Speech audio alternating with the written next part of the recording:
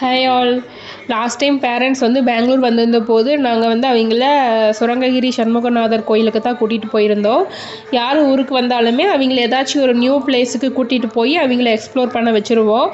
So இந்த கோயில் வந்து ஆல்ரெடி நாங்கள் வந்திருக்கோம். அப்போல்லாம் பார்த்தீங்க அப்படின்னா கார் இருக்கும், கீழேருந்து மேலே கொண்டாந்து விட்டுருவாங்க, ஸ்டெப்ஸ் ஏற தேவையில்லை. நாங்கள் அந்த பிளானில் தான் வந்திருந்தோம்.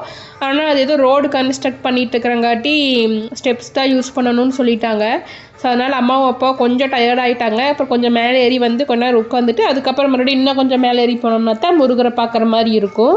இந்த முருகர் பார்த்திங்கன்னா 6 முகம் கொண்ட முருகர். முன்னாடி இருந்து 3 முகம் தெரியும், பின்னாடி போய் நின்று பார்த்தோம்னா அங்கே ஒரு 3 முகம் தெரியும்.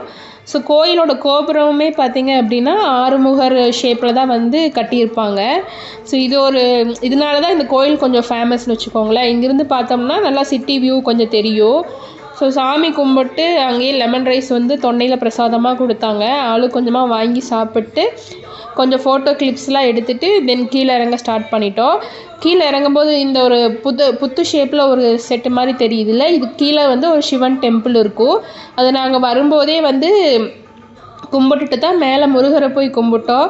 எப்படியோ கஷ்டப்பட்டு கீழே இறங்கிட்டோம். அம்மாவுக்கு ரொம்ப கால் வலி வேறு வந்துருச்சு.